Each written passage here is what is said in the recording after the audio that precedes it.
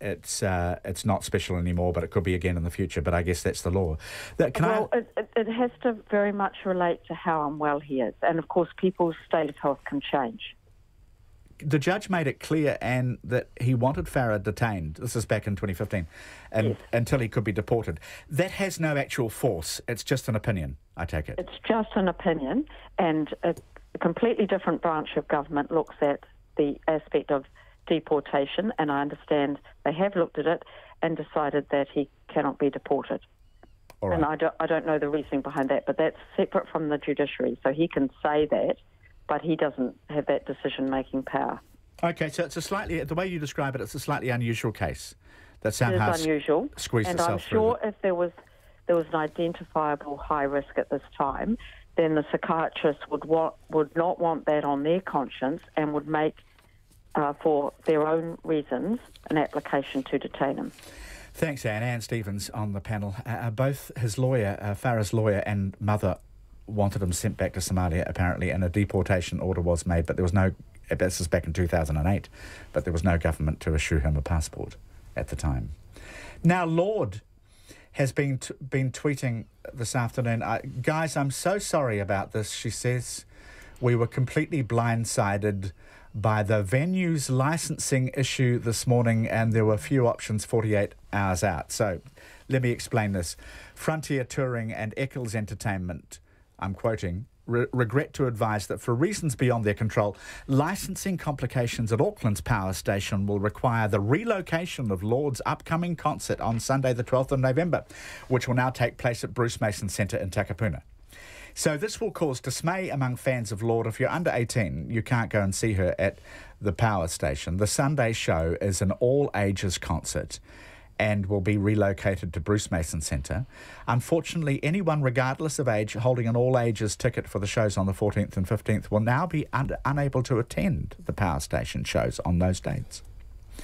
So we wondered if the promoters hadn't thought this through, because you would think the licensing laws are well known to the industry.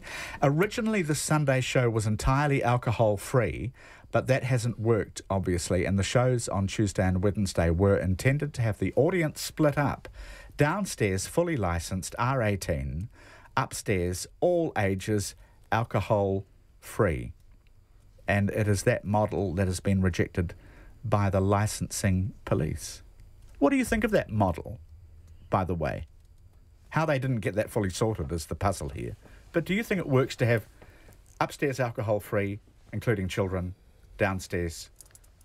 If those two areas are entirely separate, but I doubt that they are in terms of stairways and facilities and refreshments. All we received back this afternoon was a reiteration of the press release, but we had a statement from Auckland Council which said the power station has a current alcohol licence issued in March, which has an age restriction. The council has not yet received an application for a change to this licence. And that's the last word on the matter of the Lord concert. And that's the last word nearly on the panel for the week. Ganesh, it's lovely to have you on. Thank you very much for joining us. Thank you, it's been a pleasure. And Delwyn, thank you for coming in today as well. Lovely to be here, moon bootless. Moon bootless at last. Free to roam this weekend. Thanks, everybody. Have a lovely weekend if you're not working. And John Campbell, Rowan Quinn today, coming right up on Checkpoint.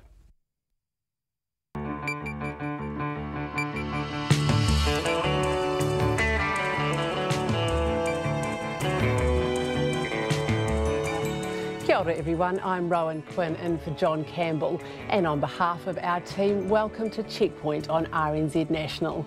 Tonight, deal or no deal? One country says no to the TPP. We'll speak to our correspondent in Vietnam, Patrick O'Mara, for the latest. Also tonight, the police announce a review of pursuits following a string of crashes, including 3 deaths last month. The United Nations urges Australia to change its migration laws and take the 600 Manus Island refugees. And that comes as footage from inside the camp shows the filthy and desperate conditions the 600 men are living in.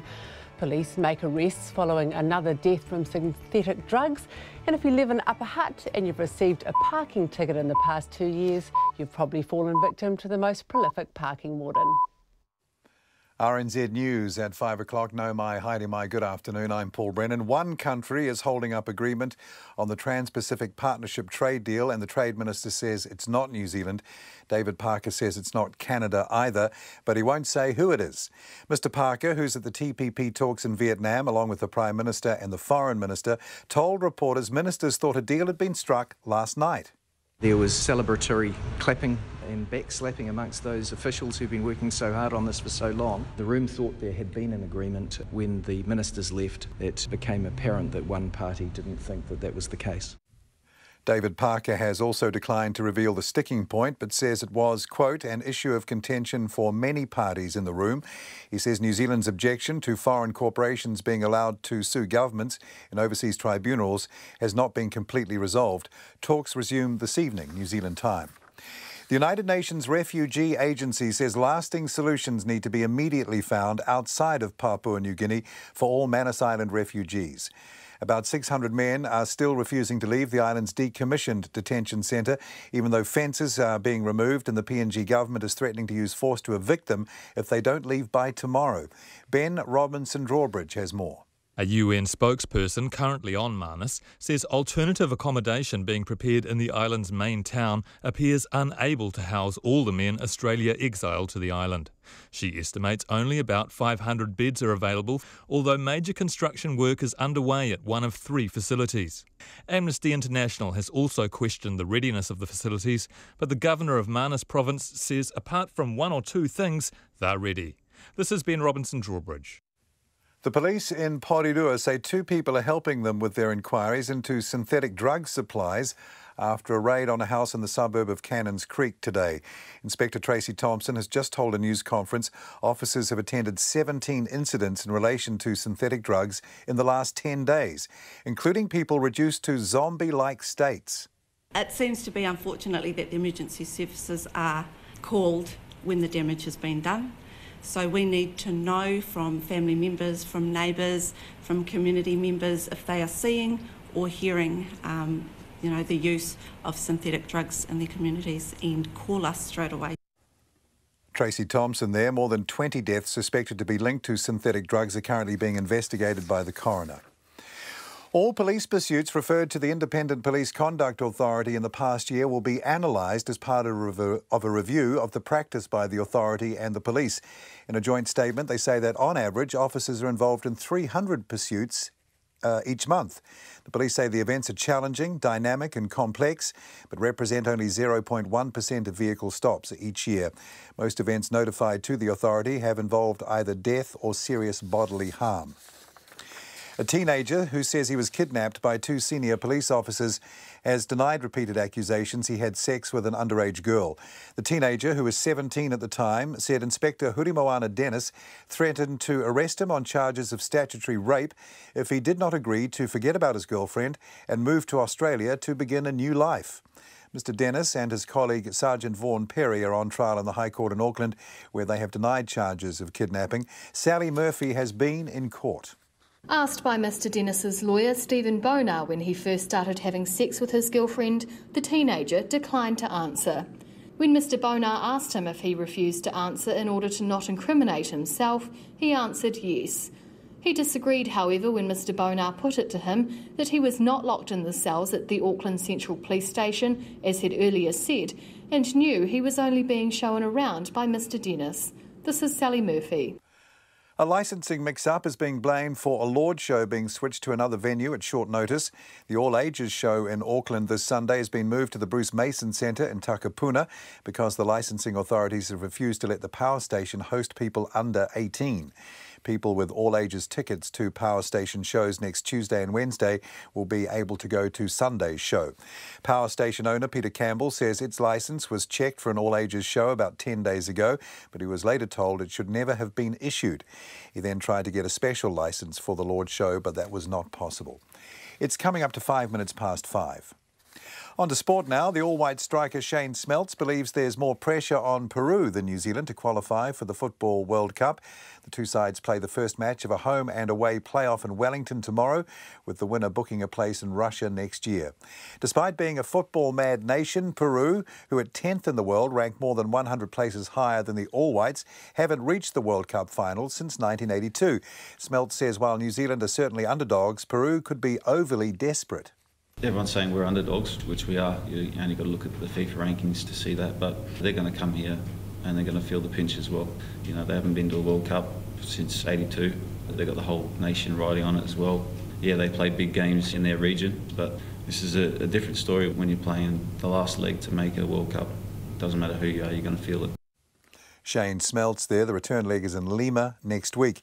Kiwis coach David Kidwell is keen to talk with former Kiwi Jason Taumalolo after their much-anticipated Rugby League World Cup clash with Tonga in Hamilton tomorrow. 4 players, including Taumalolo, defected from the Kiwis to Tonga just hours before the New Zealand squad for the tournament was named last month. While Kidwell claims the saga is water under the bridge, he'd still like to clear the air. Time, I suppose, heals, and Jason's playing for Tonga and we've got guys playing for New Zealand, so the opportunity arises and I get to talk to them, 100% I will. And that was David Kidwell. That's the news. Tonight, Brian Crump is back with another Friday Sonic Tonic. It's all about rubbish. We speak to Paralympian Mary Fisher about the ACC Paralympics New Zealand Open Day, which is this weekend. Country Life is in Southland talking to farmers about a project which aims to maintain and improve the region's fresh water. And this week's mixtape guest is musician Tama Waipara, who presents a selection of musical highlights ahead of the March 2018 Auckland Arts Festival.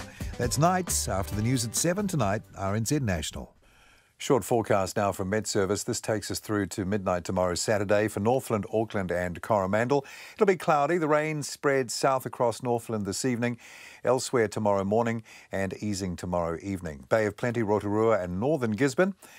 Cloudy, rain overnight, becoming heavy tomorrow. Southeasterly gales will develop.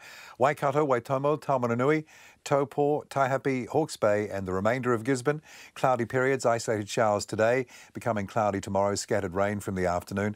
Taranaki through to Wellington, also wide at upper. Fine spells today, cloud increasing tomorrow, isolated evening showers.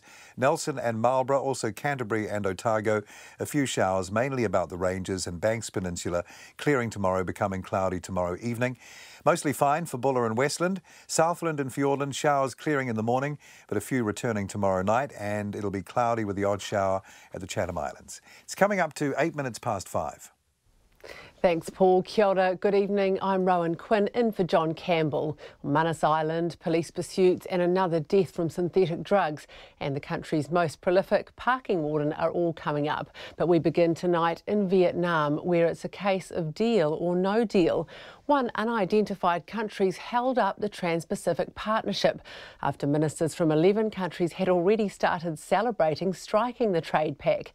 The TPP's been finalised on the sidelines of the APEC forum in Vietnam, where Prime Minister Jacinda Ardern will be making her debut on the world stage this weekend.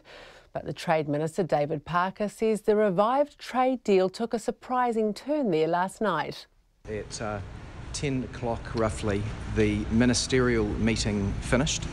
The view of the ministers in the room was that we had an agreement that was acceptable to all parties, and there was celebratory clapping and backslapping amongst those officials who've been working so hard on this for so long.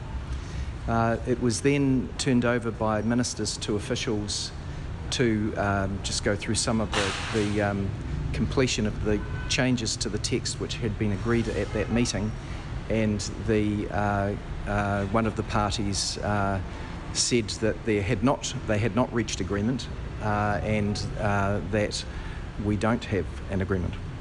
Well, our economics correspondent Patrick O'Mara is in Da Nang, and I asked him about this unusual state of affairs. Yeah, it certainly was a surprise to us, Rowan. When we got up this morning, we were supposed to meet at 6:30 downstairs at our hotel to be shuffled off to the APEC CEO Summit, where Jacinda Ardern is speaking and is currently speaking. David Parker was there, and he was there and just gave us a quick update, and as you heard, just about how the Trade Ministers' meeting went last night. I have to say it's a bit of a surprise. You don't normally hear from the Trade Minister. It is the leader you always tend to hear about. But, you know, look, he made this quite surprising point. They were on the verge of this deal. This deal had been done. There was hand clapping, there was back slapping, but yet at some stage, a little bit later on, one country came back and said, no, they hadn't agreed to everything.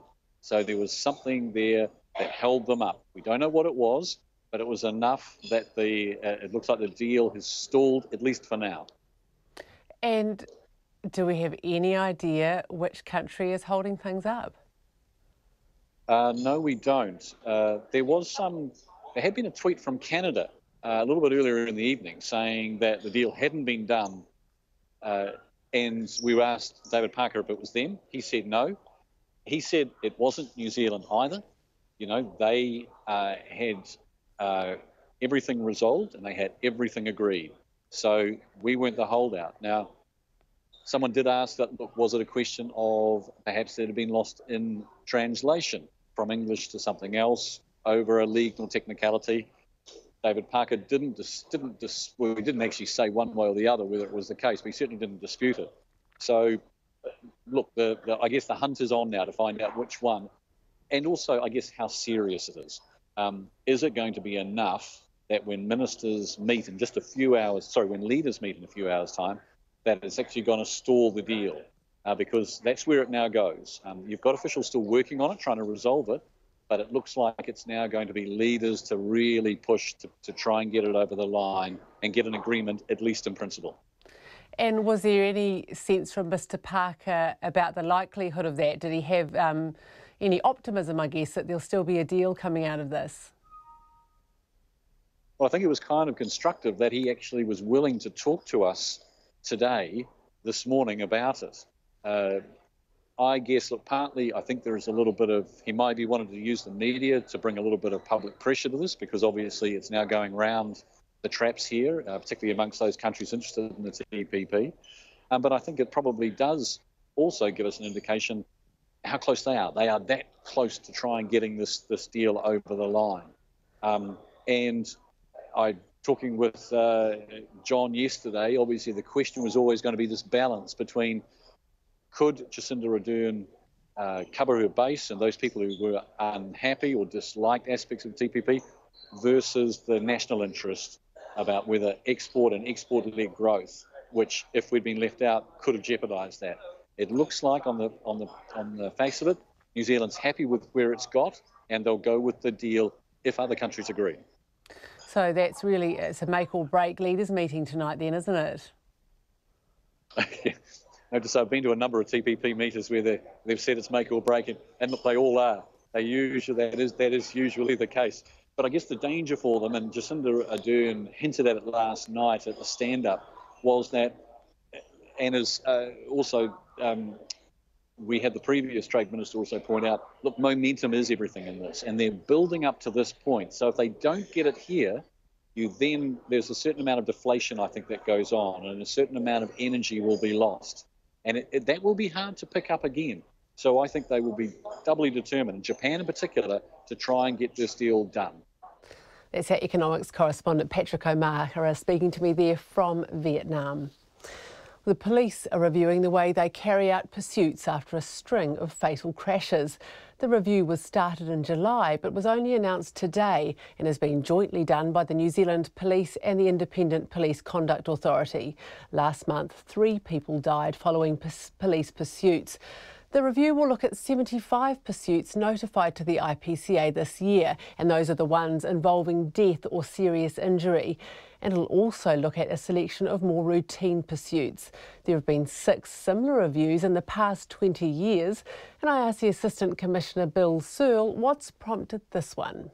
Nothing specific. It's just we're in constant discussions with the IPCA, and we've decided that now is a good time because, I mean, any fleeing driver incident that results in a crash or a fatality, is tragic. So we're just going to do our best to see if we can identify some good practice and just see if there's any way that we can improve the policy and how we operate at the moment. What do you think about the current policy? Is there room for change there? Look, I think it's fit for purpose as far as I know, but look, I'm open. I've got an open mind, and let's see what the review finds, and we'll look very carefully at the results. But the good thing about this review, it's thematic, so it's looking at quite a wide number of fleeing driver incidents. So hopefully we'll be able to identify some trends and some good practice and make some meaningful recommendations.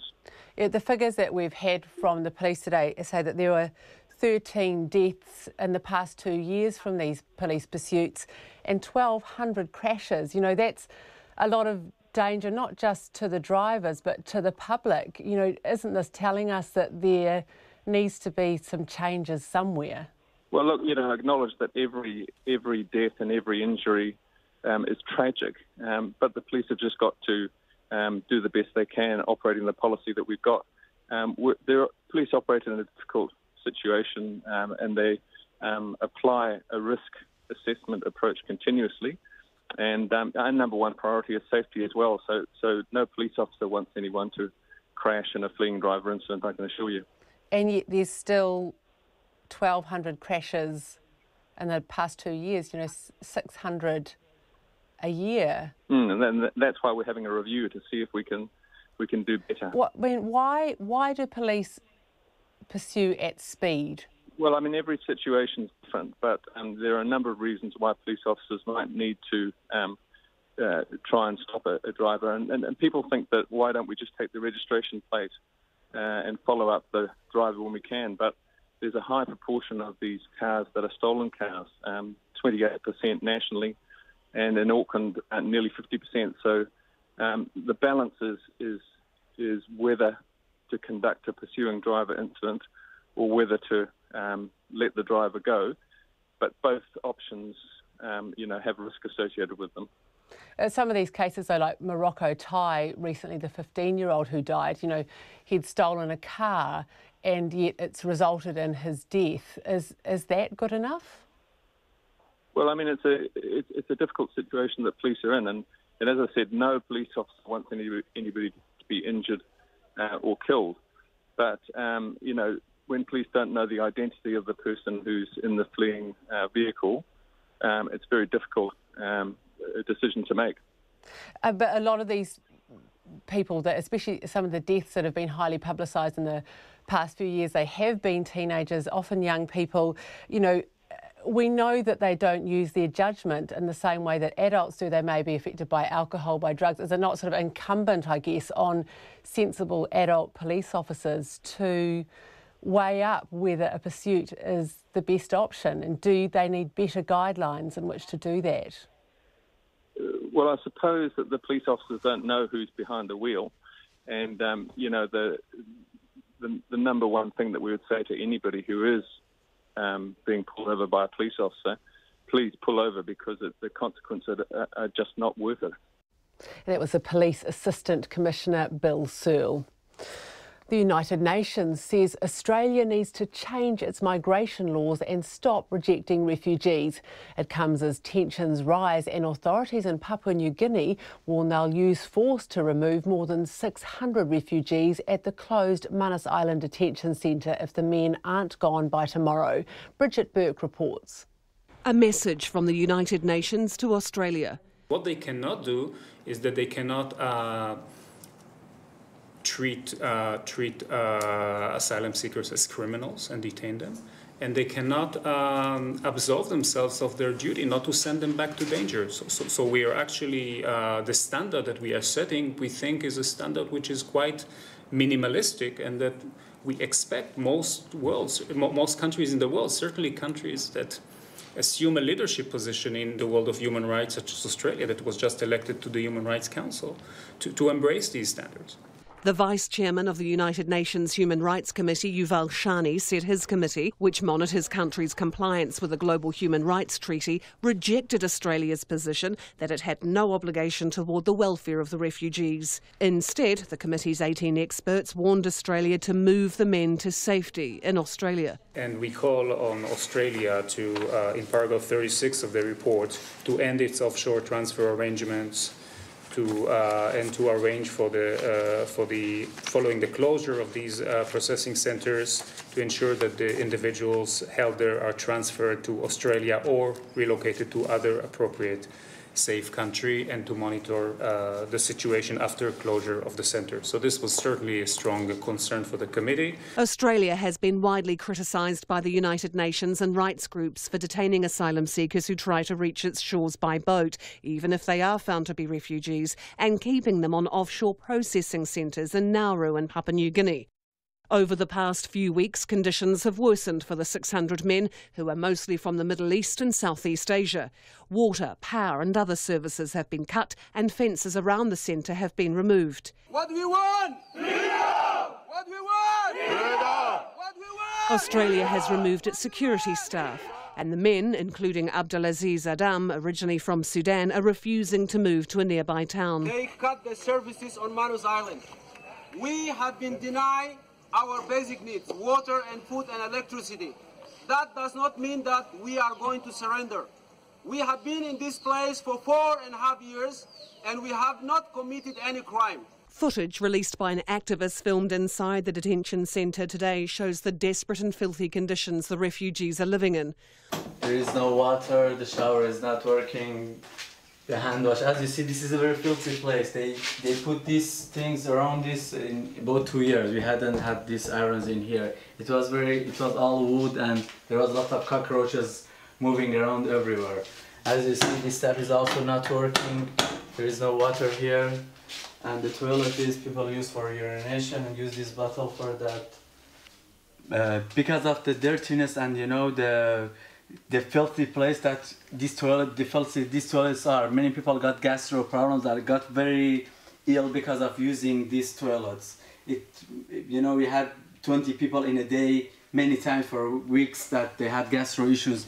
One man shows a makeshift system the men are using for drinking water. A pipe captures rainwater and carries it to recycling bins lined with clear plastic. This is the water that we have saved. It's about 20 rubbish bin that we have here.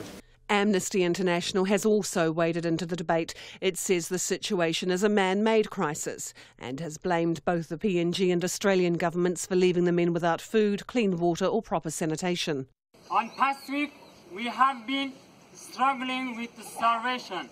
There is not any food and water in this detention center. But I would like to say and send this clear message to the government, the PNG government and Australian government, that we are not going to leave this detention center to another detention center. We only want freedom in a safe country, and it is a clear message. Amnesty International maintains the nearby town of Lorengau only has facilities to cater for 100 and not 600 men. Just how many end up there will become evident as the deadline for the men to leave approaches tomorrow. For Checkpoint, Bridget Burke. Several people have been arrested following the death of a 36-year-old Hutt Valley man the police say is linked to synthetic drugs. The man's death has been referred to the coroner, and the police say they're investigating the manufacture and supply of the illicit substances after seizing significant quantities of synthetic drugs from a property in Porirua. At a police conference a short time ago, Kapiti Mana Area Commander Tracy Thompson said there have been 17 incidents in her district related to synthetic drugs since November the 1st. Porirua Police today executed a search warrant at Cannons Creek in relation to the supply of psychoactive substances. 2 people, a man and a woman, are currently helping police with inquiries in relation to that warrant. Today's search is part of our commitment to keeping our communities safe. Police are focused on holding to account those that manufacture and supply synthetic drugs. These substances are extremely harmful to our people and to our communities, and we're determined to stop the supply. Well, Dr. Paul Quigley is an emergency medicine specialist and clinical toxicologist at Wellington Hospital, and he sees first-hand harms caused by synthetic drugs. He joins me now. Hello, Dr. Quigley. Hi. There's 17 cases in the Kapiti Mana area alone in 10 days.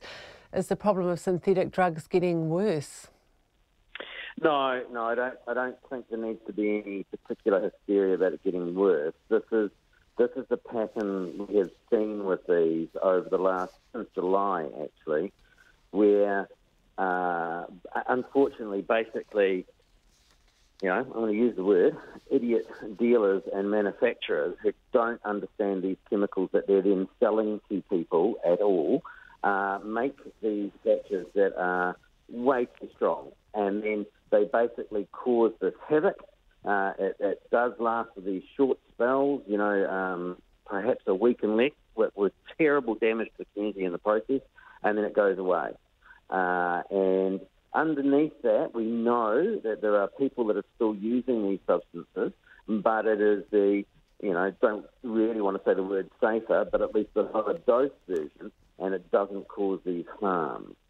So what are you seeing from this kind of latest incarnation that you say maybe since July? What are the symptoms that people are displaying? Yeah, so what it is that the stuff that's being made is what we call really potent, which means a very small amount causes this enormous effect. And then the problem is that the dealers are then making it sort of double and triple strong. So a very potent or immediate effect drug that's then over-strong. So it is truly an overdose in a single use. So the users think that they're just having a bong or a single puff, but what they're getting is this massive overdose. And what it causes is seizures, so epileptic fits, which then can cause them to aspirate and pass away because they choke on their own vomit. Well, one of the things we do know is that it also can cause cardiac arrhythmias, and it causes their heart to go into a rhythm that then again causes them to collapse to the ground, and they die suddenly, those ones.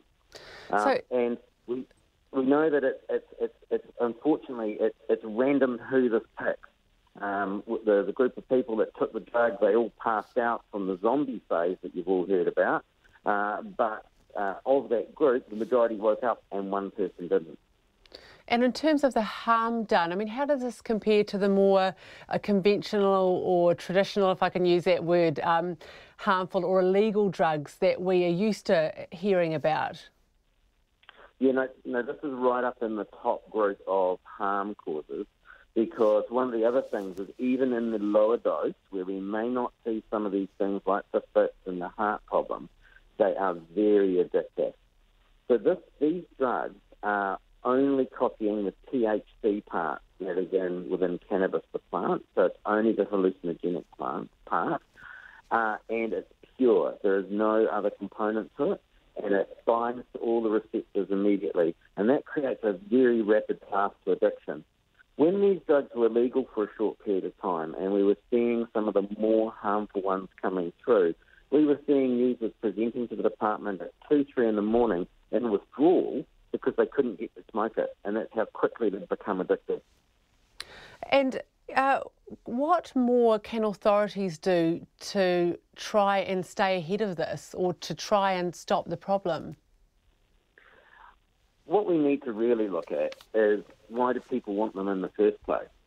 We've been very public at informing that these drugs kill people, and have been using, very blunt language about death and so on, and yet has not changed the user group from wanting these drugs. Now, that's probably because we're not reaching them properly. This has merely been this has been very dominated by Maori and Polynesian users, and in the sort of outreach part of the community. And so, we need to be getting into that part of the community, and we need to be putting it into their language, literally, of why are you doing this? And we need to address demand. Supply actually does get hit fairly regularly by our police colleagues, and they're doing the best they can. But the demand is still there, and we need to be addressing that better. Thank you very much for your time this evening. That's Dr. Paul Quigley, who's an emergency medicine specialist and clinical toxicologist at Wellington Hospital. Well, a single parking warden for Upper Hutt is keeping the small city's residents on their toes. The elusive warden, who the council won't name, has dished out around $800,000 in fines in only 2 years' work. And in the past year, more than 5,000 tickets were issued in the main centre. Our reporter Emma Hatton took to the streets in search of the Lone Ranger.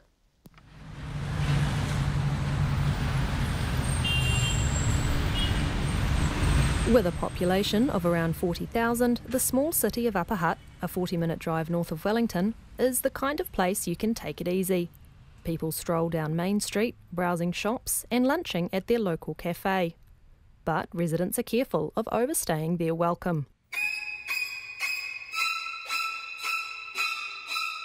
Locals say the solo warden moves fast, is ruthless, and nearly everyone has a story to tell. I think we've only got one parking warden and I see her regularly. I've seen that horrible warden. I was 2 minutes over and she gave me a $12 ticket. Don't go over the 2 hours because you get ticketed. I was 5 minutes short, so I raced down and shifted my car.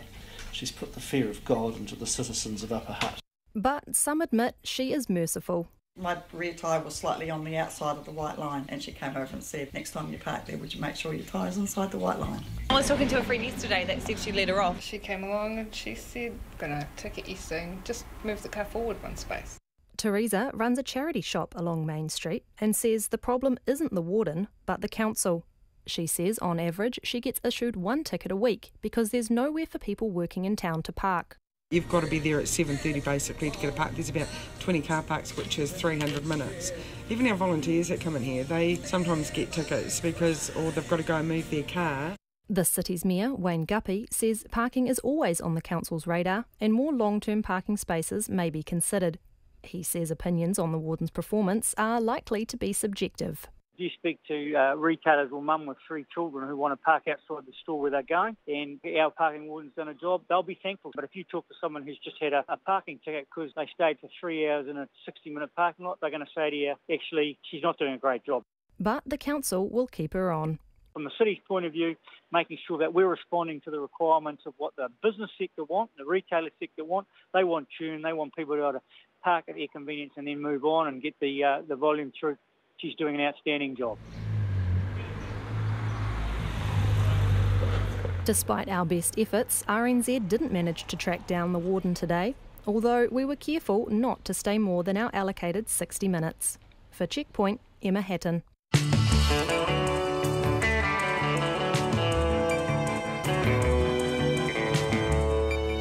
Coming up here on Checkpoint, a teenager who says he was kidnapped by 2 senior police officers denies claims he had sex with an underage girl. And we're live in Wellington, where Peruvian football fans are already celebrating ahead of tomorrow's World Cup qualifying match against the All Whites. And we would love your feedback. Don't forget, you can text us on 2101. You can tweet us at CheckpointRNZ, Facebook us, Checkpoint with John Campbell, or email checkpoint@radionz.co.nz.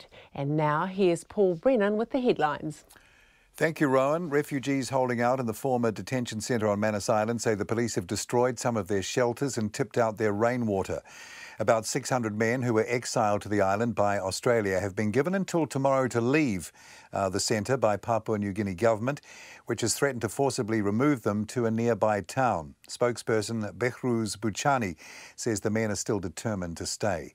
The Trade Minister, David Parker, says the country holding up agreement on the Trans-Pacific Partnership trade deal is not New Zealand or Canada. The 11 countries involved in the revamped TPP talks will resume their meeting in Vietnam in the coming hours.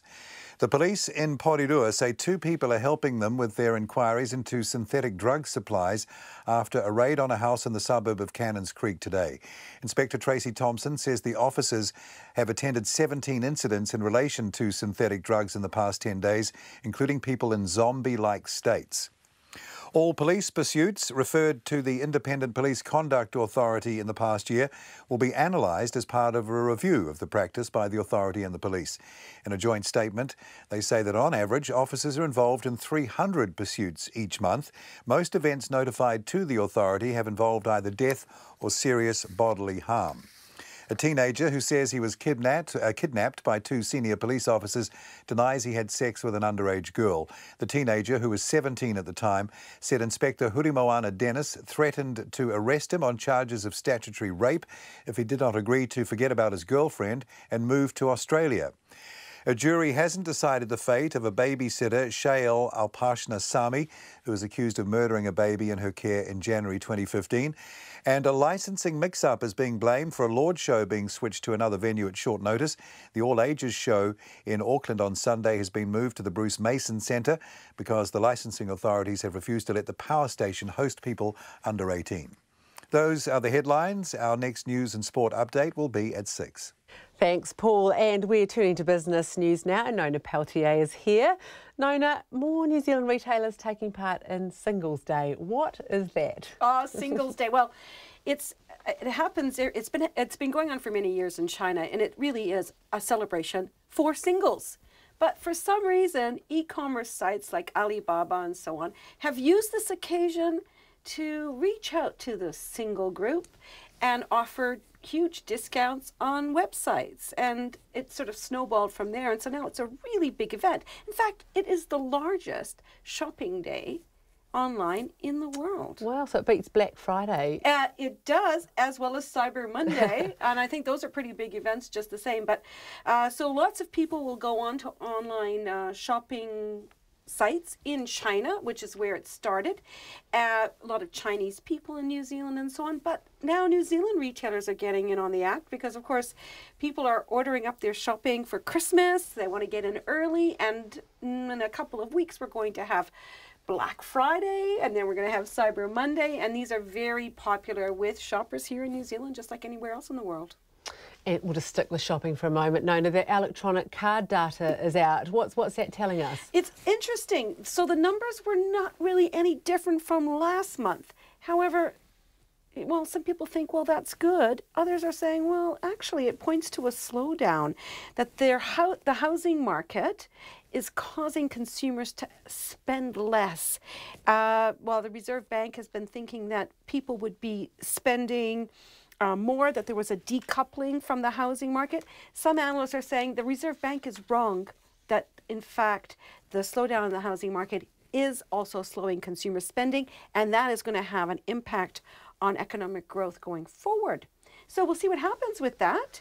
But anyways, it wasn't a really strong indicator. Although what people were spending on, they were spending it on bars and restaurants. Yeah, so I think we're going to see a lot more of that leading up to Christmas. Yeah, I bet. If they don't all spend it tomorrow at the Singles Day events. It is the season. Yeah. And what happened on the markets today? Well, you know, the NZX Top 50 Index actually fell quite a lot. It fell 0.5%, which is a significant amount. Of course, it fell a lot in the United States. Asia's also off its game. That's partly because the U.S. tax bill that's come through isn't really what the market was expecting. It looks like it'd take a long time before it's implemented, and frankly some people wonder if it ever would be, so that's put some darkness on the market for sure. It fell, so 0.5% down, 47 points to 7,974, so we've dipped below that 8,000 mark we've been above for quite a while. In terms of the dollar, it's steady, but that's also because the US dollar took a little bit of a beating as well when it looked like that tax package wasn't going to meet Donald Trump's expectations. 69.4 US cents, 90.3 Australian, and 52.8 pence. That's it. Thank you very much, Nona, and have a lovely weekend. And you. Well, just over a year ago, Donald Trump bragged about all the lessons he would teach China once he was president. He'd stop China from raping the US economy, stealing American jobs and toying with the US over North Korea. He'd bring trade cases against China in the US courts, slap heavy tariffs on Chinese goods and stop China manipulating its currency. Well, it appears that was then and this is now. Mr. Trump has now wrapped up his China visit in which he showered praise on his counterpart Xi Jinping, signed a new trade deal and blamed all the problems on the previous US administration. Covering it all was the BBC's China correspondent, Carrie Gracie. The real estate billionaire and the career communist, making an odd couple. But both see themselves as men of destiny, with a mission to make their nation great again. President Trump once raged that China was a jobs thief. But in Beijing, he was all smiles and gratitude. President Xi, now a very special man who makes his people proud. I just want to thank you for the very warm welcome. My feeling toward you is an incredibly warm one. They did eventually talk about the hard things, the North Korean nuclear crisis and a massive US trade deficit in China's favour. But Donald Trump blamed that on previous American presidents, not on his host. I don't blame China. Who can blame a country for being able to take advantage of another country for the benefit of its citizens? I give China great credit. And America's deal-maker-in-chief got some big sales in return. China needs to keep stable access to US markets. The common interests of our two countries are far greater than the differences. With constructive attitudes, we can look for common ground.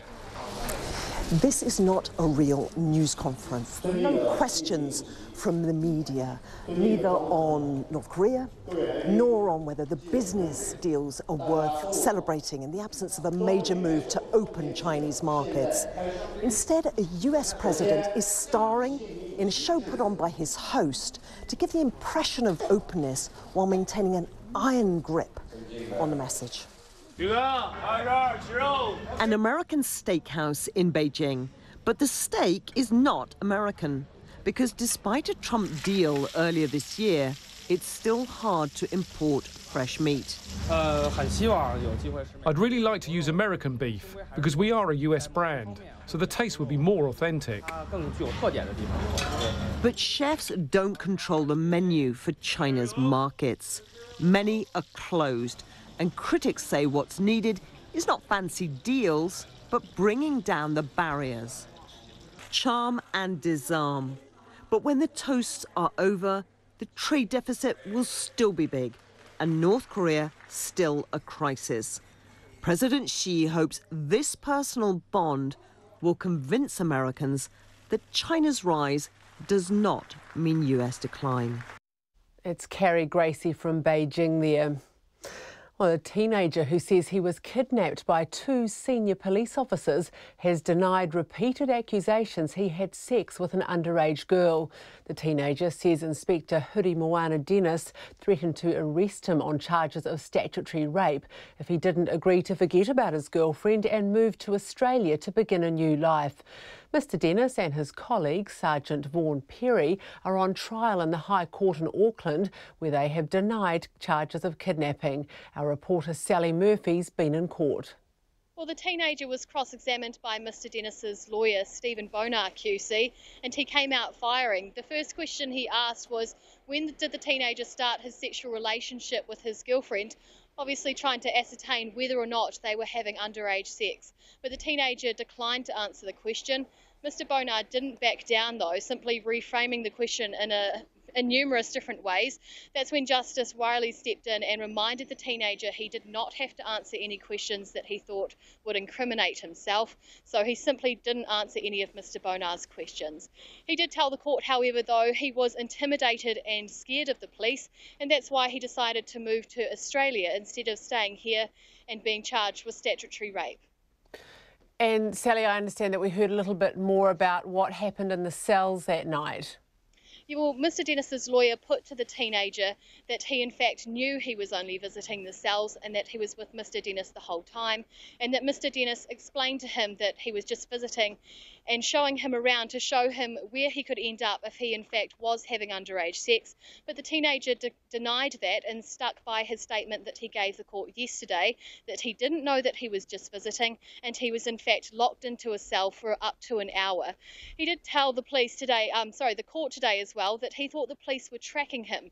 He told the court that when he was down in the cells with Mr Dennis, that Mr Dennis put a yellow wristband on him and told him it was a tracking device.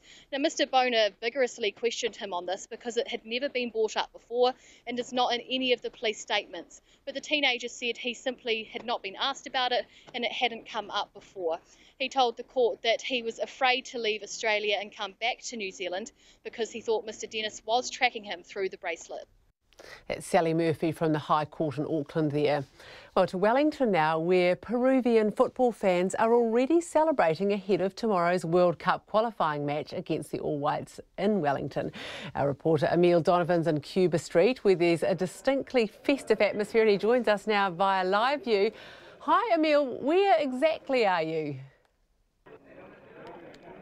Hola, we're actually at JJ Murphy's Irish Bar on Cuba Street at the moment, where I think it's fair to say a Peruvian wave has just rolled in. I'd say there are about 100 to 150 Peruvian fans here at the moment. One of them who's standing next to me now is Eduardo Villar. He seems to be the head honcho here. He's been sitting, playing the drums and leading the songs all day today. He's come across from Australia. Eduardo, how are you feeling? How has New Zealand treated you so far? We are very excited. There's a lot of people coming here from every part of the world, and well, we try to do the best and support the team, the Peruvian team here in New Zealand.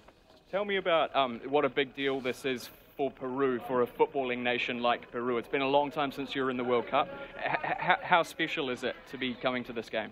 I put it this way, it's a lot of family, it's 35 years we've been waiting to be on the World Cup. So it's a lot of generations be waiting for this moment, and a lot of people is coming around the world just waiting for this moment. And this is the big opportunity for the Peruvians just to support our team, and that's what we're here for. And just finally, what's your prediction for the game? What are you going to call it? Okay, before I answer that question, I like to let you know, the supporters is a little bit, like I say, upset about the instruments we're going to get into the stadium. That is very hard for us, and even sounds like a little bit unfair. We believe New Zealand people is very friendly, but we try to do the best.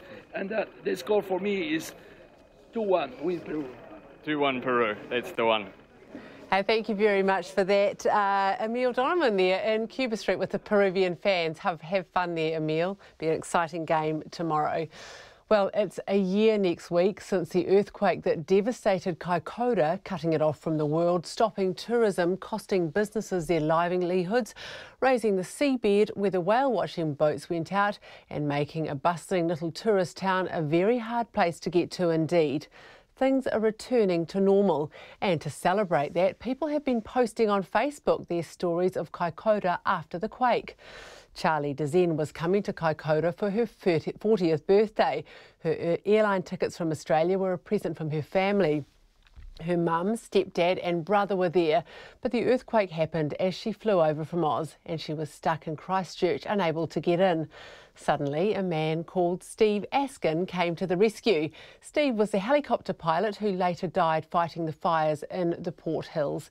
He had a tiny bit of space in his chopper as he was taking supplies in, and Charlie Dezen told John Campbell he agreed to take her with him.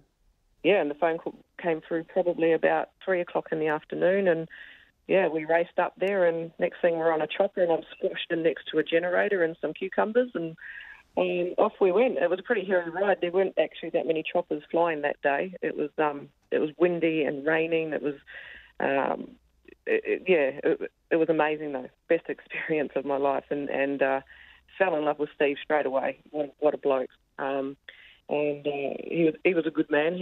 We took off from Rangiora Airport, and we had to make a quick stop at his place via helicopter. So we sort of went up in the air, and he said, "I hope you don't mind, but I've got to stop and get my overnight bag."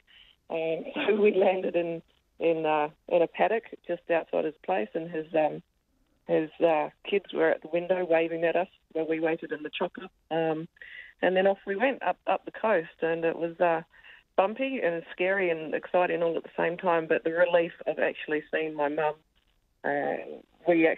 Steve landed us not where all the other choppers were because there was so much air traffic at the time. We landed at the water tower up the top of the hill there on the peninsula, and it was just seeing Mum and my stepdad down there waiting for us was awesome, because I'd been stuck in Rangiora for 3 days and just worried sick. It was a relief, but the enormity of the devastation is just, Kiwis will know. But you know, a lot of Aussies over here don't understand the scale of it and the scale of the environment in general. You know, it's so rugged, and to see it so devastated as well. It's it was heartbreaking, and I felt bad for the people. Luckily, all my family is safe and sound. My brother did lose a lot. My mum had quite a lot of damage done in her house. The wall oven, actually, the shake was that bad that the wall oven came out of the wall and landed into the middle of the kitchen floor. And both fridge doors swung open. Everything in the fridge flew out, and then the doors swung shut again. So it sort of gave an idea of the motion of the quake, how it was rolling and changing sort of direction and things like that. So it's just unbelievable. Mother Nature's unreal. Yeah. And after all of this, after this extraordinary experience and getting in with Steve, then how did you hear about Steve losing his life as he was fighting the fires in the Port Hills? Oh, yeah, my mum and my late auntie, she's passed away recently, they actually gave me a call and they said, you know, what was your pilot's name? And I said, it was Steve Askin, and they showed me the photo that was in the press. And it said that he had tragically lost his life while fighting the Port Hills fires. So that's how I heard about it. So I did actually send condolences and sympathy card and whatnot to. I didn't know his family or him personally, but I did send a letter of sympathy to Way to Go Heli Services to express how sad we felt that had happened. And he was a young guy, and from what I believe, a war hero as well, from what I've read. And he's left behind a gorgeous wife and 2 kids. So it's tragic, really tragic. And there are very few good things to be said when someone was nothing really good to be said. But what saves us is the kindness and the way people tell these stories after the fact, right? And this is a lovely story, and we're delighted you've shared it with us. Oh, thank you very much. I was delighted that you were interested in it, to be honest. So, it's nice to share the story. You can only sort of say so much on social media, but it's one of those things that will stay with me, not just the earthquake and my family going through it, but the fact that I had the ultimate just pleasure of meeting such a awesome bloke. And I really, I was lucky, very lucky. That's Charlie Dizen talking, of course, to John Campbell there. Well, the combination of a mild winter and a rainy spring has made for a perfect breeding ground for fleas. An increase of infestations in Auckland has hit homes, offices, schools and even a gym. Bridget Mills reports. Summer is finally coming. But while we enjoy the longer days, balmy evenings and bare legs, we also have to contend with the pests, be it mozzies, sandflies or fleas. And this year is set to be a bumper one. The Bug King exterminator Mark McDonald says he's seeing a notable increase in cases. We've got quite a wet spring and we've had quite a mild winter, so you're getting quite a good populations because we've got plenty of water and we've got great habitats. So now they're looking for food, and their preferred food is animals, generally cats and dogs, but if the population grows large enough, they're going to start feeding on humans. And fleas aren't too fussy about where they live or who they target. Mark and his crew head all over the place. A lot of residential homes where people have pets, but even where people don't have pets, but there are stray cats or dogs that sleep in their yard. You get a lot of that. We get a lot of people carrying a flea into work, so we get office blocks, we get schools. We've done a gym. If they got fleas in the gym and the dust underneath the equipment. So there's no habitat that they won't occupy if there's a niche. Parents have been flea bombing their homes and kids have been heading to school with bites all over their arms. Health workers doing home visits are taking precautions, with some provided with what has been described to us as flea preventative sticks. We think that's basically a human flea collar. Vets, of course, are seeing an increase in their furry patients. Te Oro Makaire runs a mobile vet clinic, visiting pets and owners in their homes across the city. He says what is unusual this year is that the flea problem didn't die down over winter. Most winters we expect to see a reduction in the number of flea-related cases that we see, but this winter I was still seeing animals that had flea allergy right in the middle of winter, which correlates, I suppose, with how warm things have been, and that has a direct impact on flea numbers in the environment. Te Oro Makaere is seeing more cases of fleas and is expecting things to really heat up when summer kicks in proper. Now, if you've ever wondered about the life cycle of a flea, let me get bug king Mark to explain. So they start out as an egg, and that's 50% of the population, and then they hatch and go into a larva, and the larva bores down into the carpet and mucks around down on the carpet, eating a bit of blood and some dead skin cells, and that's about 20% of the population. And then they pupate, so they're in a little cocoon at the surface of the carpet, and then you'll walk past them, they'll sense a change in temperature, they'll hatch and jump on you. So when you come home from the holidays and you haven't been at home for a couple of weeks, all those pupa that were ready to mature, they've all matured, and you walk in your home and then suddenly you've got all these little fleas on your legs.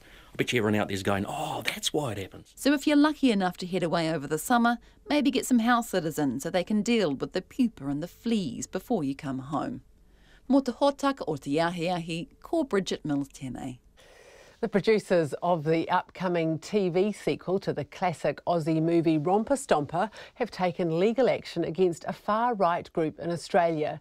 The group, called Patriot Blue, hit the headlines this week after members racially abused the Iranian-born Labor senator Sam Dastyari in a Melbourne pub. Video of that incident was posted to Facebook. The group's name was inspired by the upcoming remake of Romper Stomper. The producers of that show are distancing themselves from the incident and have instructed their lawyers to take legal action for trademark infringement. The ABC's Nick Grimm has the story.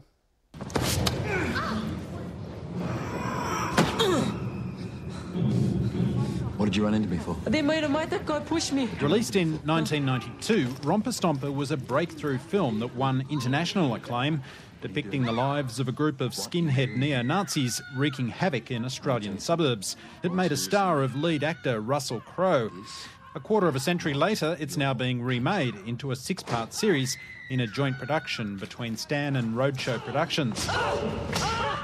But even before it hit screens, art is being imitated by real life. You hook us up some beers, mate? Any Chinese payments tonight? Come on, mate. Free beers on us, huh? Thanks, guys. Say hi to the United Patriots front for me. No, we're not. This is Patriot Blue, mate.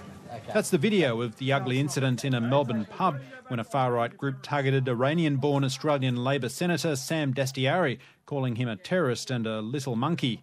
The behaviour seemed all too familiar to the politician, even if their name, Patriot Blue, might not have been one he'd heard before. Its leader, the sacked forklift driver Neil Erickson, told AM yesterday he created Patriot Blue in recent weeks. But it's a new group, we've just started it, so it's probably been online and active probably the past month. For the producers of the new version of Romper Stomper, however, the name Patriot Blue is a familiar one. It's the title they've given to the fictional far-right group in their new series. They've released a statement today emphasising there's no connection between the two. Stan and Roadshow Productions would like to clarify that while our series does refer to a purely fictional group created for the series called Patriot Blue, there is no association between our organisations or the Romper Stomper production team and those involved in yesterday's incident. We strongly condemn the actions of this group and racial discrimination in all its forms. The joint statement goes on to say the producers believe the Patriot Blue name has been misappropriated by Neil Erickson and his supporters, and the companies have instructed their lawyers to take legal action in relation to infringement of the Patriot Blue trademark and use of the Stan name on Facebook. When the original Romper Stomper was released in 1992, there was concern the film could encourage other far-right groups. The romanticisation of fascists can promote fascism. Dr Rick Kuhn is an honorary associate professor in sociology with the Australian National University, who's written about fascism and other far-right extremism in Australia. I obviously haven't seen the remake, so I don't know if it does romanticise them, but fascists can find support, identification in fictional works, and that's a concern.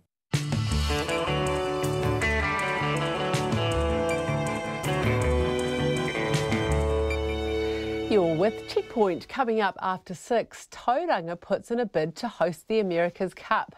The fences come down and the clock is ticking for the remaining 580 refugees to leave their camp on Manus Island. And the changing face of New Zealand's tourism market. Private jets, bespoke travel itineraries, luxury villas and private chefs are just some of the expectations of today's tourists. And you can get in touch. We love your feedback. You can tweet us at Checkpoint RNZ, Facebook us, Checkpoint with John Campbell, or email checkpoint@radionz.co.nz. And we are coming up to the news at 6 o'clock with Paul Brennan. He'll have some more details on that surprise bid by Tauranga to try and host the America's Cup, to take that away from Aucklanders. And just remember, give us a tweet at Checkpoint RNZ, and you can listen to us or watch us on Freeview Channel 50. But right now, here's Paul Brennan with the 6 o'clock news. RNZ News at 6. Good evening, I'm Paul Brennan. Talks resume shortly in the Vietnamese city of Da Nang on the Trans-Pacific Partnership trade deal, with only one unidentified country resisting agreement. New Zealand's Trade Minister David Parker says officials prematurely started celebrating when it emerged one of the 11 nations involved in the TPP was holding out. RNZ News' economic correspondent Patrick O'Mara, who's in Da Nang, told Checkpoint Mr Parker wouldn't say which country nor what the problem is, but he says the indications are New Zealand is happy with the deal. Is it going to be enough that when leaders meet in a few hours' time, that it's actually going to stall the deal, because that's where it now goes. You've got officials still working on it, trying to resolve it, but it looks like it's now going to be leaders to really push to try and get it over the line and get an agreement, at least in principle.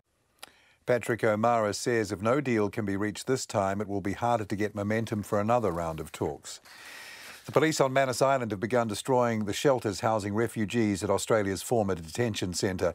About 600 men occupying the decommissioned facility have been given until tomorrow to leave or be forcibly evicted. Water and power was turned off 11 days ago, and today the Australian activist group Get Up released a video footage of the squalid conditions at the centre. The Australian Immigration Minister Peter Dutton says the men have trashed the facility since it was officially closed last week. People have done a great deal of damage, it seems to me, by some of the photos. They've trashed the accommodation, and really the conditions that we see in the photographs today don't resemble at all the conditions in which people have been living over a long period of time. Peter Dutton. Refugees at the centre say the PNG police have moved in, ripping down their shelters and ripping out stored rainwater. The babysitter accused of murdering a child in her care will now not be known until Monday at least. Shael Alpashna Sami has denied murdering one-year-old Aliyah Ashlyn Chand in Christchurch in January 2015. The High Court jury began deliberating this morning but had not reached a verdict after 5.5 hours and were sent home for the weekend. Jurors will resume deliberating at 9:30 on Monday morning. The Federal Court in Australia has found the country's largest hotel and apartment chain, Meriton, manipulated the website TripAdvisor to prevent unfavourable comments being posted. The company blocked people it believed would write negative reviews from using the travel website's Review Express service. It was taken to court by the Australian Competition and Consumer Commission, which alleged deceptive and misleading conduct. The action was prompted by an ABC investigation which revealed that Meriton staff were ordered to stop TripAdvisor feedback forms being emailed to guests who complained to the front desk during their stay. The Tertiary Education Commission audited and investigated 3 times as many tertiary institutions in the last financial year as it did in the previous year. Our education correspondent John Gerritsen has been looking at the Commission's annual report for the 2016-17 year. The report says the Commission has high expectations of tertiary institutions, and last year it raised the visibility of its monitoring program as well as increasing the frequency and scope of its audits. It says it audited 85 institutions last year, up from 31 the preceding year, and reviewed or investigated 23 organisations, up from 7. The report says the Commission distributed more than $2.3 billion in funding for tertiary education and training during the financial year. This is John Gerritsen. A man killed in a garage sleep-out fire in Mangere on Wednesday has been named. He was 40-year-old Stephen Dugan of Mangere. He was 40 years old. The police say there were no suspicious circumstances. A second sinkhole appears to be opening up in Waihi. The Hauraki District Council says there's been some ground movement near a sinkhole found earlier this year between the Waihi Rugby Club and the Martha Mines open pit. That sinkhole has been backfilled, but geotechnical experts from the mining company Oceania Gold say ground movement could be creating another. The council's chief executive, Langley Cavers, says movement above an unfilled part of the historic mine has been expected. The area is cordoned off. A Bay of Plenty school has won the National Primary School Kapa Haka competition. Te Kura o Te Teko ngā Taiohi have been crowned the winners of the Te Mana Kuratahi in Gisborne this week. Te Manu Korehi reporter Shannon Hanui-Thompson has more. Te Kura o Te Teko ngā Taiohi won most of the items that counted towards the final score, including the whakeeke or entrance, poi, haka and the whakawātea or exit. The winning team is expected back at their kura tonight, where they and all the taonga they won will be welcomed home. The biennial competition is for pupils up to Year 8. The next Te Mana Kura Tuatahi will be hosted by Waikato Tainui in 2019. Ko Shannon Hanui-Thompson, aho. It's 6:05. To sport now, the Australian Rugby League coach Mel Meninga has dismissed the idea of a history-making clash between the Kangaroos and the All Blacks as a pipe dream. Organisers claim they've already approached New Zealand Rugby, while Australian Rugby League Commission Chairman John Grant has also been approached. Australian media are suggesting the game could be played in Japan after the 2019 Rugby World Cup. Meninga says the idea intrigues him, but he can't see it happening.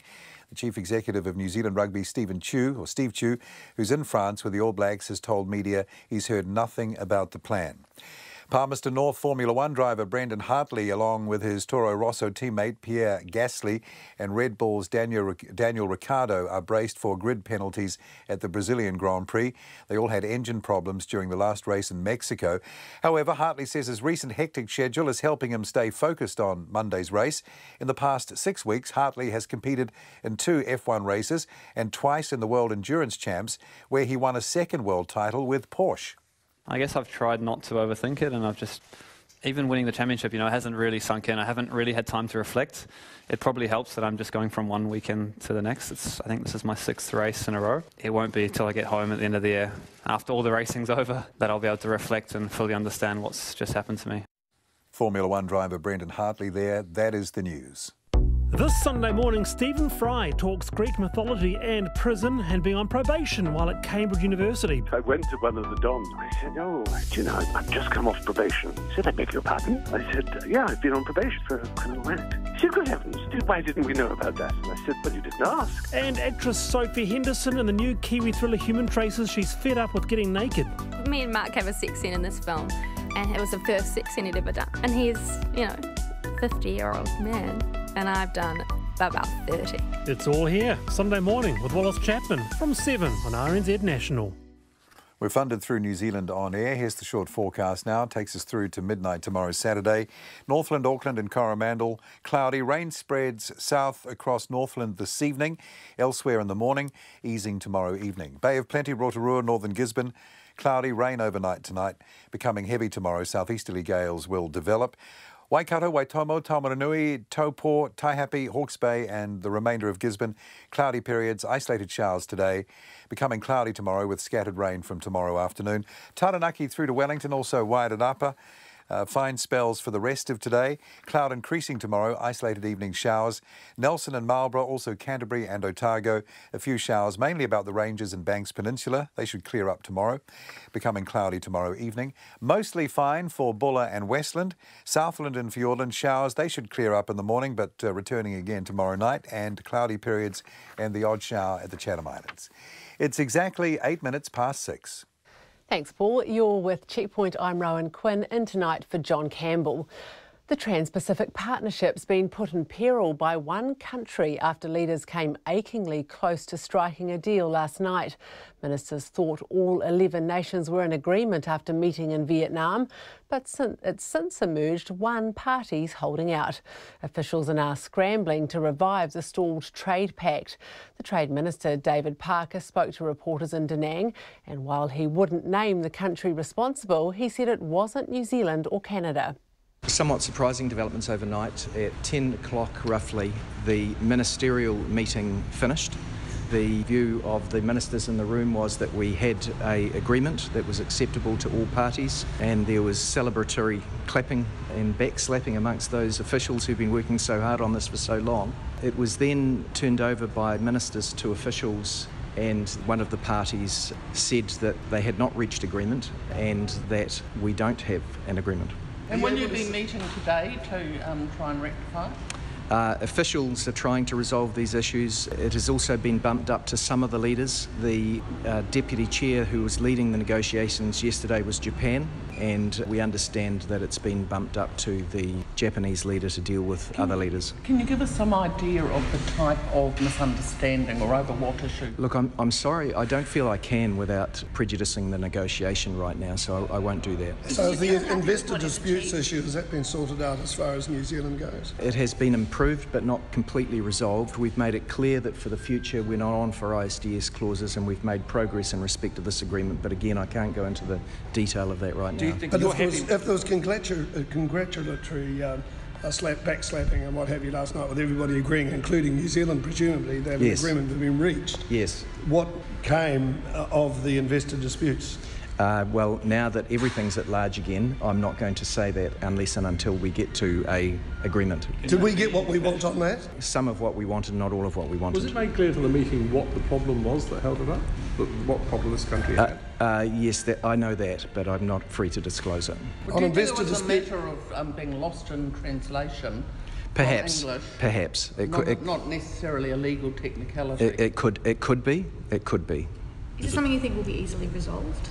Well, it was an issue of contention for many parties in the room, so I don't know the answer to that. So are you on standby to attend meetings? What about the chief negotiator? At what time is he going to start attending more meetings? Having spent sort of 20 hours a day on negotiations for a long time, I think he'd make himself available for an extra hour if necessary, if it could be resolved at an officials level. It's not yet clear whether it will be resolved at an officials level, a minister's level or a leader's level, or at all. That's the Trade Minister David Parker speaking from Da Nang. Well, America's Cup could be Tauranga's Cup. A delegation from Team New Zealand has been talking to Tauranga Yacht Club about what a race off the shores of Mount Maunganui might look like. The venue for the 2021 regatta must be announced by August next year. The Mayor of Tauranga, Greg Brownless, says although the idea wasn't his, he's right behind it, and he joins us now. Hello there. Is this a case of build it and they'll come? Well, let's hope so. There's certainly been a good interest shown so far, and in fact, when we first won the Cup, a number of people did moot it. So, I mean, it's I don't want to get my hopes up, but if it is able to come here, great. How likely is it that Tauranga would be able to get its stuff together to host it? Well, there's probably a few things in play. First of all, there's the space, and I understand that Team New Zealand and the Yacht Club have been talking to the port because they have the land adjacent to the harbour. So if they can do some sort of a deal there, well, that makes it a bit more likely. I think also the fact that it's mono-hulls again means it will probably work better. With the catamarans, sort of the sea might be a bit rough. It's a coast for real sailors here. And well, I guess there's a lot of Aucklanders who probably think, this is our gig. What do you think about annoying some Auckland sailing fanatics? Well, it doesn't hurt to annoy them a little bit. I mean, it may end up there, and if that's the case, that's great, because at least it would be in New Zealand. But we're there, and our offer, I guess, or our facilities could be considered along with Auckland's. It'd be great. What would Tauranga, aside from, as you say, those great sailing conditions for the mono hulls, what else would Tauranga bring to this event? Well, I think it's a pretty friendly sort of a place. We get a lot of cruise ships in here, and many of them people remark how people will stop them in the street, ask them, how they're getting on, offer them directions. We'd be very friendly to the sailors that were here and host them well. What about, aside from the actual sailing stuff that you need, the infrastructure, is there anything else that you would need to do to host all the sailing crews and the visitors that would come with a big event like this? Well, that's right. We don't have a lot of hotels here, but the ones that we have would probably get right in behind it. And I also think you find the people would as well. So it might be a case of some people saying, well, we'll help host some of the teams in locals' homes. And I think that would be good. Have you heard from Team New Zealand at all? No, not at all, no. And the first I heard about it was hearing that apparently the yacht club had been hosting them this week. So, yeah. So do you think you might be hosting an emergency council events meeting to try and see how you can persuade them? Well, put it this way, we'll do everything we can to help, but we're probably not in a position to be able to buy events. So probably the first thing is for them to decide that this is where they want to come, and we can get those basic facilities for them, and then we'll go from there. Yeah. Oh, thank you very much for joining us tonight. That's the Mayor of Tauranga, Greg Brownless, who had just stepped off a flight to talk to us there about maybe the America's Cup being hosted in Tauranga. Well, the fence is being dismantled and the clock is ticking at the Manus Island Detention Centre. 580 asylum seekers and refugees have until tomorrow to leave Australia's offshore and now decommissioned detention facility voluntarily or face forcible eviction from PNG authorities. At the same time, the activist group Get Up has released footage showing the squalid and unhygienic conditions inside the centre. The ABC's World Today reporter Sarah Sedke spoke to one of the refugees and had this report. The men on Manus Island have been fending for themselves for the past 11 days without electricity, water and plumbing. 24-year-old Sudanese refugee Abdul Aziz Adam is among them. We are not scaring from the deadline that they have been giving to us. It's been like this now for more than 3 months that every day we receive any scare tactic. They send us letters and they threat us that you have to leave or you end up in the jail. So we are really fed up from their deadline that they are giving to us. Our message in the first place is very clear that we do not want to live in here and we do not want to go back to the new accommodation because we know that there's no one will guarantee our safety. And they build a detention center in the middle of jungle, which there's no fence surrounded that detention center. And also the locals can get an access to come from every side. And we, as a refugee with the local, we have a very, very long story. And our story, it's all negative story. We never had any positive story with them.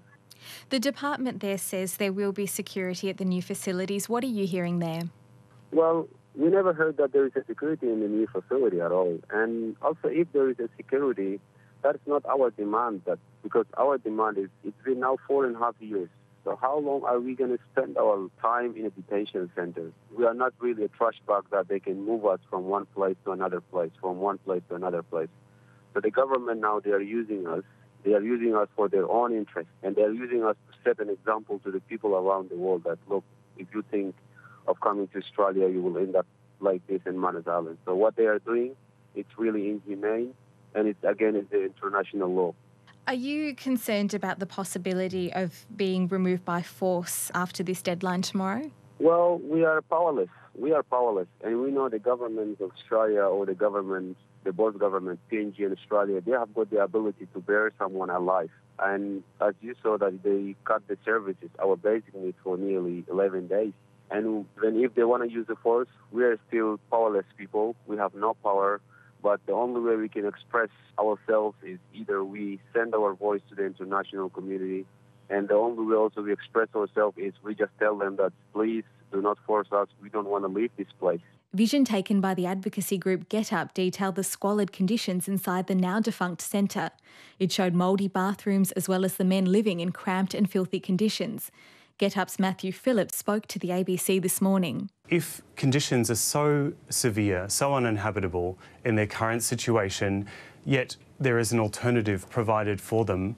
Why is it that they're not moving? And having seen those conditions and met those men, I think the only conclusion you can draw is that the alternative is even worse. This is 600 men who are not part of their familial structures, not part of their community, that the Australian government is dumping there without the consent of the local people, and the local people are furious. The Immigration Minister Peter Dutton was not available for an interview.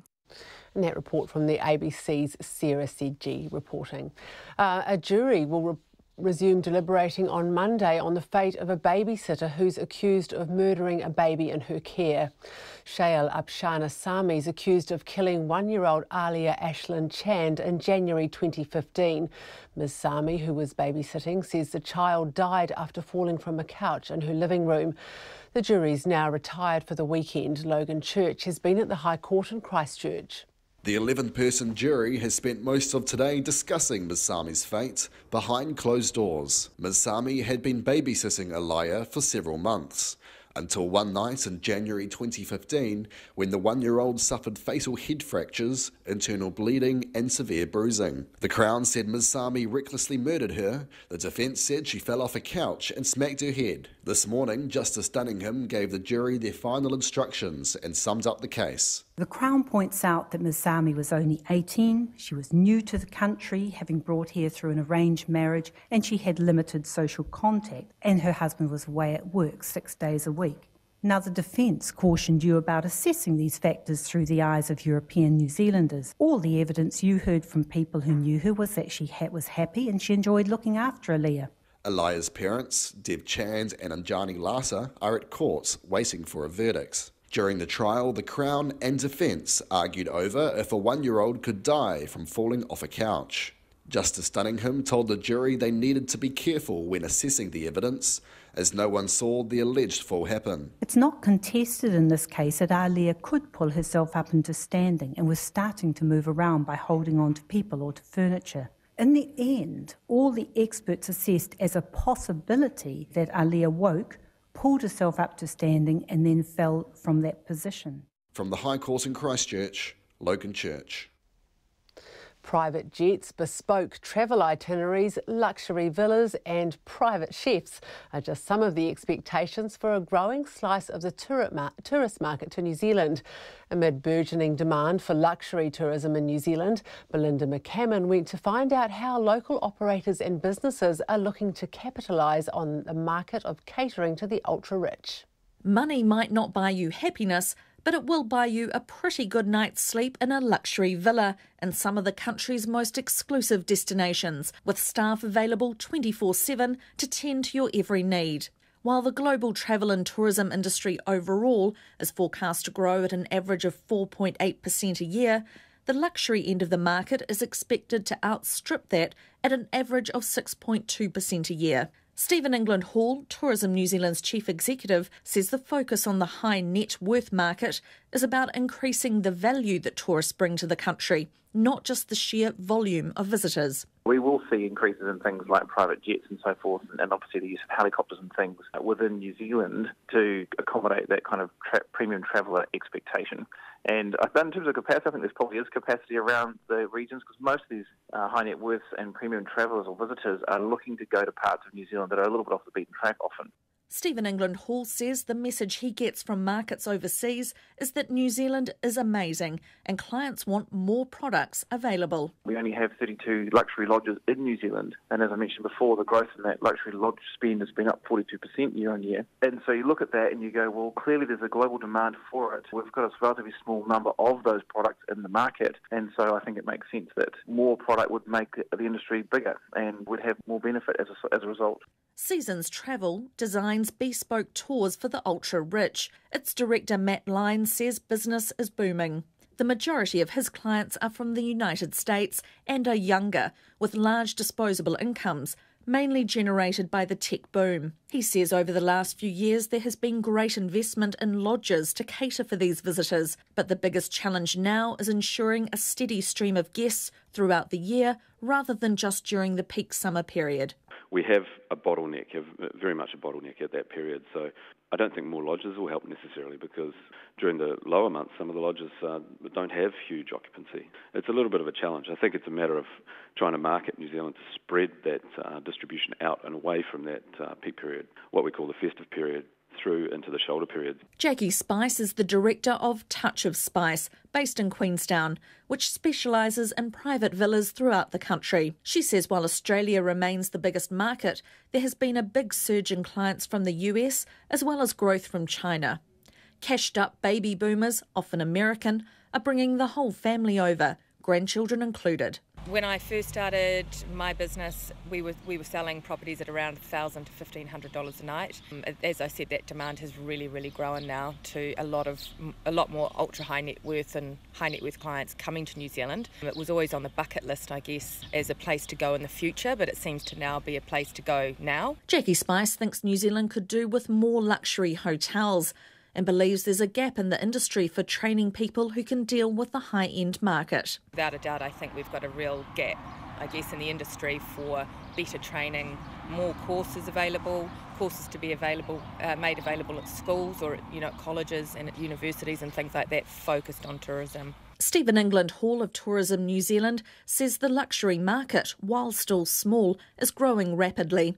And to cash in, the industry should look at the opportunities that it brings to train top-end staff and find new high-end products. A move that would help tourism keep its crown of being the country's top foreign exchange earner, whether it's catering for tourists sporting backpacks or Bulgari. For Checkpoint, I'm Belinda McCammon. Wellington is transforming into a city of white with a little bit of red as fans gather in the capital for tomorrow's Football World Cup qualifier between the All Whites and Peru. 40% of the tickets for the record crowd of 48,000 have been sold to fans outside Wellington, and there's expected to be a reasonable contingent of Peru supporters. Our sports reporter Barry Guy is covering the game, and I asked him how things are looking in the build-up. Well, it's just started to build up late in the week, especially today, Rowan. Lots of red and white tracksuits and shirts have all of a sudden hit Wellington Central, and it looks like it's going to be a very good Friday night and perhaps an excellent Saturday night as well. There was something like 40% of the tickets. It's going to be a record crowd for a football game in New Zealand, 38,000. 40% of those tickets were sold outside the Wellington region. So there's a lot of people, football fans from right around the country coming into Wellington. It's the biggest game for many years for New Zealand football, and also a number of Peruvians. There's a small community here in Wellington, a larger one in Auckland. A number have come down from there, and also Australia, because for all of those expats, I suppose, that now live in Australia, this is the closest thing they're going to get to see the national side, and it could well be easier for them to see them here. So there's going to be a fair contingent of Peru there, but I don't think they'll be overshadowing in any way the all-white supporters. So it sounds like it's going to be an exciting atmosphere there. What about the game itself? Have the All Whites got much chance of this one? Well, Peru is ranked 10 in the world and New Zealand is about 120, so there's a big difference there. I mean, it's hard to go by too much by those rankings. Peru, of course, get to play in a great confederation. In South America, they get to play Brazil and Argentina and Uruguay all the time, so they're used to playing at the highest level, and a number of their players are playing right around the world, as are ours. But the team that Peru has and the way they play, they're very skillful and they're going to be quite difficult to break down. The All Whites, of course, they're always in with a chance. I mean, perhaps who would have given them a chance against Bahrain? Perhaps it was a little bit more even in that game. 4 years ago, when they were trying to qualify, the All Whites lost convincingly to Mexico, who would be on a similar level to Peru.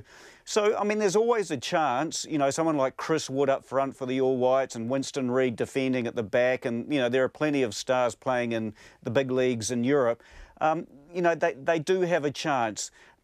However, I think like most New Zealand fans, they're looking at this game that if the All Whites can get a draw, or maybe just down by 1 goal, they will have a chance when it goes to the second leg in Lima next week. And especially if it is a draw after Saturday night, then the pressure is really on Peru in that last game. So there's a chance, but the bookmakers have probably got it right that Peru's a clear favourite. And in Hamilton tomorrow night, Barry, so we've got Tonga versus New Zealand in the league. How do you think that's going to go? Yeah, busy weekend. Well, both sides have won their first two pool matches in the World Cup.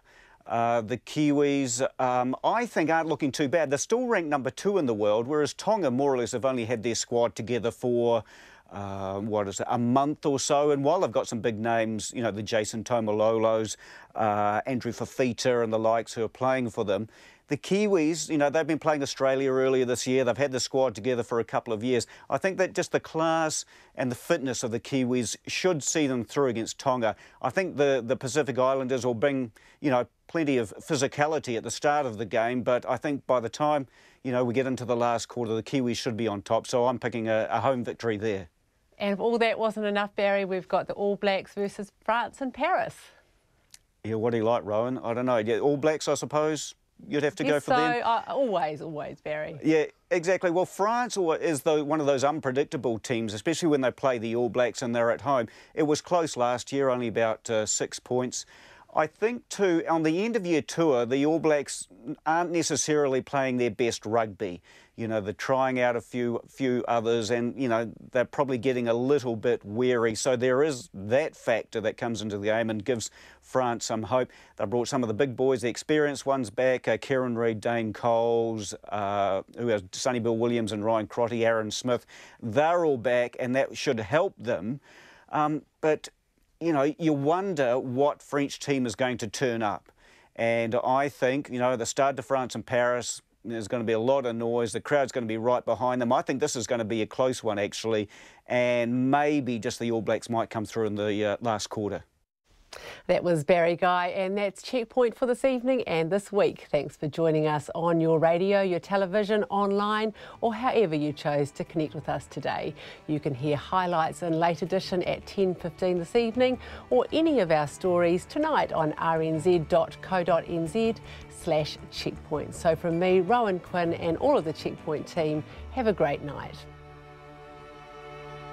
RNZ headlines at 6:30. Talks will resume shortly on the Trans-Pacific Partnership trade deal in Vietnam, where most of the 11 countries involved in talks were ready to celebrate when it emerged that one country was still holding out. The police on Manus Island have begun destroying the shelters housing refugees at Australia's former detention centre. The jury in the trial of a babysitter accused of murdering a child in her care in Christchurch in January 2015 has retired for the weekend. And the police in Porirua say 2 people are helping with their inquiries into synthetic drug supplies after a raid on a house in the suburb of Cannons Creek. Our next news and weather is at 7. On Country Life this week, what do local farmers think about Environment Southland's proposed water and land plan? The plan as it stands has got some rules in there that are just ridiculous and don't make any common sense. So I'm